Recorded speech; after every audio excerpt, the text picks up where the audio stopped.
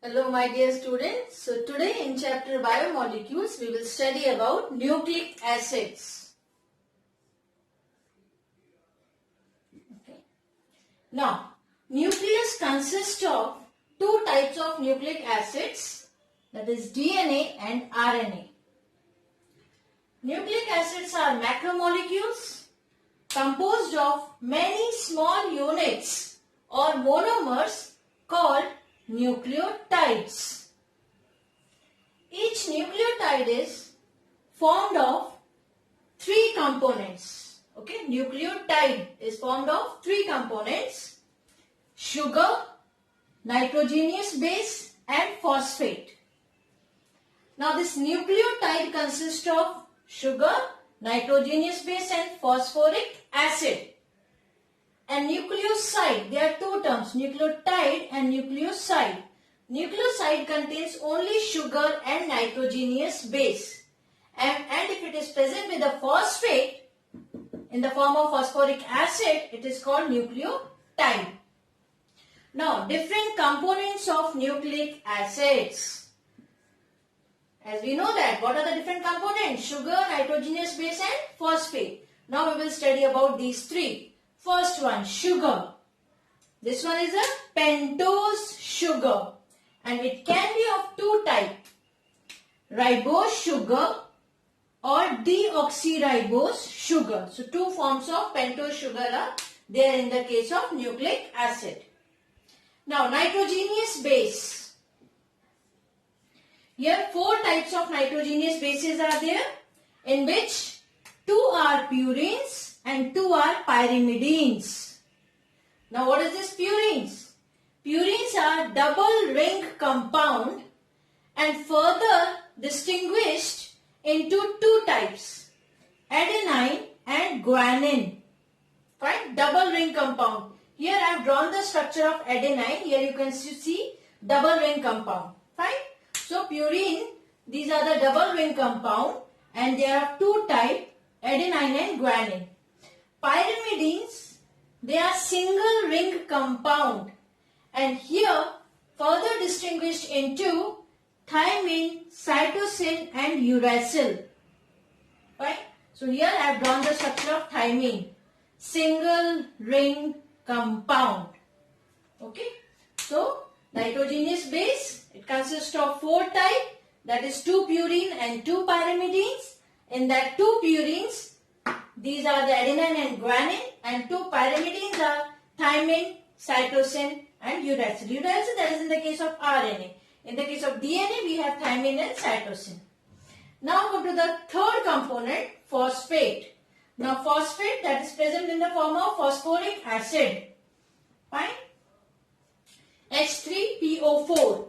So phosphate is present in the form of phosphoric acid. Okay. And nucleic acids are acidic in nature because of this phosphoric acid. So these are the components of nucleic acid. Now come to the next, structure of DNA. Deoxyribose nucleic acid. It is double-stranded helix in which each strand is made up of thousands of deoxyribose nucleotides. Now deoxyribose nucleotides are linked with each other by phosphodiester bond. With the help of these bonds, they are linked with each other.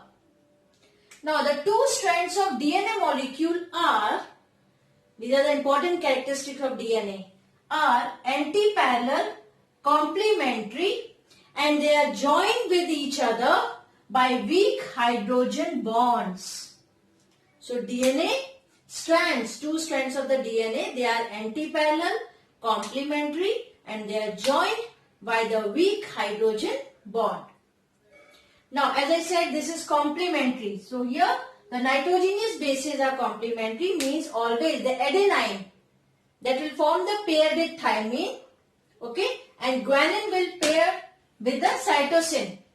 And here you can see A and T, in between these two hydrogen, double bond is there. In the case of G and C, that is three hydrogen bonds are there in between. So they are complementary. Adenine always pair with a thymine and guanine always pair with cytosine or vice versa. Now due to this complementary base pairing, total number of purine base is always equal to the total number of pyrimidine base. Fine? We can say 1:1 ratio, and this is called Chargaff's rule, that purine and pyrimidine base number, they are same, 1:1 ratio. We can represent this rule by this: A plus G is equal to T plus C, or A plus G by T plus C is equal to 1. So, due to the complementary base pairing, total number of purines always equal to the total number of pyrimidines. Now, the next one is, as I said, this one is anti-parallel, two strands of DNA. DNA strands are anti-parallel due to which, okay, 5' end of one strand lies close to the 3' end of the other strand and vice versa. Now what is the meaning of this one? 5'T. Suppose this is a DNA helical structure. Okay. So if this one 5' end, so this side, this one is a 3' end. So because of this anti-parallel characteristics, 5' end of the one strand lies close to the 3' end of the another strand and vice versa. So here. Now next, one of the strand runs in 5' to 3' direction, while the other strand runs from 3' to 5' direction. Same as I have drawn here, just see. If this one is 5, this one is 3'. So 5' end, so this end will be here. 3', इसका जो end होगा that is 3' और इसका जो यहाँ पर end होगा that is 5'. So one of the strand runs from 5' to 3' direction and another strand runs from 3' to 5' direction. This one they want to say. Now at 5' end, there is a free phosphate group. 5' end. While at the 3' end, there is a free OH group. Fine. So here at 5' end they have the free phosphate group, and at 3' end there is a free OH group. So this is all about the structure of DNA. Important thing in this one, they are the anti-parallel, complementary, they are joined with the weak hydrogen bonds, and these deoxyribose nucleotide are linked with each other with the phosphodiester bond, and about the Chargaff's rule. Fine. And these are the different components of the nucleic acid and their characteristics. Now after the structure of DNA, next is structure of RNA, ribonucleic acid. Now this one single stranded. Here nitrogenous base thymine is replaced by uracil. Here see I said that pyrimidine, thymine, cytosine and uracil. So what happened? In the case of DNA, thymine and cytosine is present. But in the case of RNA, thymine is replaced by uracil. There are two types of RNA, genetic RNA and non-genetic RNA. Now first one, genetic RNA. It is a genetic material in most of the plant viruses and some animal viruses. The best example is TMV, tobacco mosaic virus. So here in this case, tobacco mosaic virus, DNA, genetic material is RNA, not DNA. Now come to the next is the non-genetic RNA. Means in this type, this non-genetic RNA is present in the organism in which genetic material is DNA. Fine. So in this case, non-genetic RNA is present. Now here the non-genetic RNA, it is of three types: messenger RNA, ribosomal RNA and transfer RNA. Right? Now first one, messenger RNA. It is always simple and straight without any folds, and it carries message for protein synthesis from DNA to ribosomes. So mainly it helps in the protein synthesis process. because that take the message for the synthesis of protein from DNA to ribosome. Ribosome is the main site where the synthesis take place. A sequence of 3 nucleotides on messenger RNA are present, and those sequences of 3 nucleotides are called codons. And it forms 3 to 5%, means messenger RNA will form 3 to 5% of total cellular RNA. Now here I have drawn the structure of messenger RNA. You can see in this case what happened.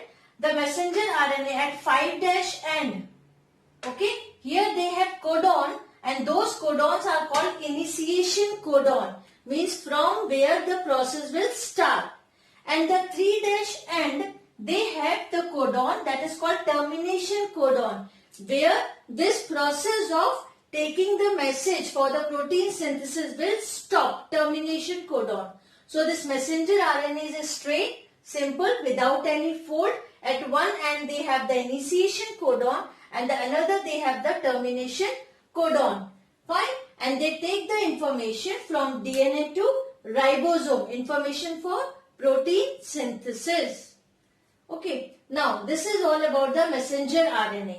Now come to the next is the ribosomal RNA. So it one is also a linear molecule folded at certain regions due to complementation of the nitrogenous bases. Now here this ribosomal RNA is associated with ribosomes, and this form 80 to 90% of the total cellular RNA. Now here I have drawn the structure of this one is the ribosomal RNA.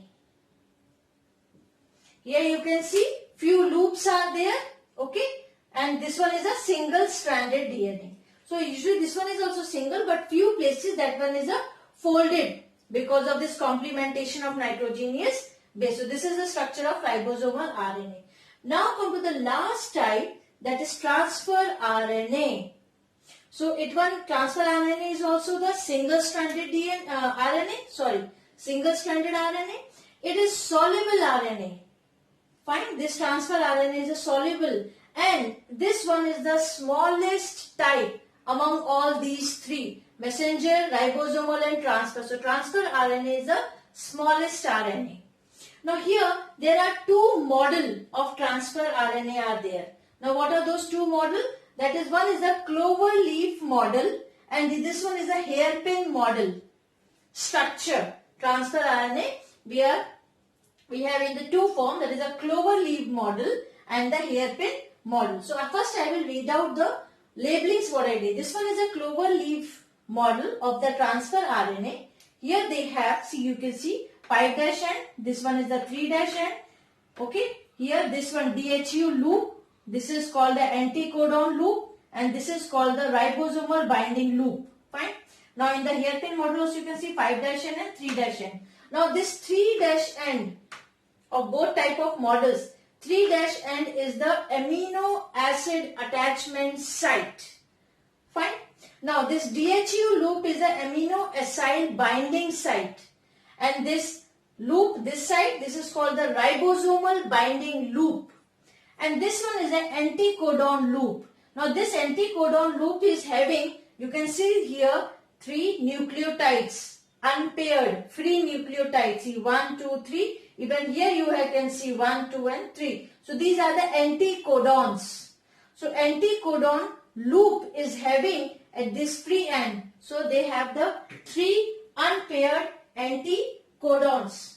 Now what happened? These 3 unpaired anticodons which will pair with the codons present on messenger RNA. So these anticodon, 3 unpaired anticodons will match with the codons which are there on the messenger RNA. Okay, all this process will take place during the protein synthesis, where these 3 types of RNA take part. They help in the protein synthesis.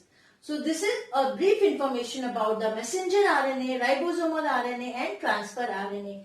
These 3 are the non-genetic RNA, and they are present in the organism where genetic material is DNA. And genetic RNA, that is in the case of the plant viruses or some animal viruses. Best example is tobacco mosaic virus. So this is all about the structure of RNA. Okay. Now just have a look of this one.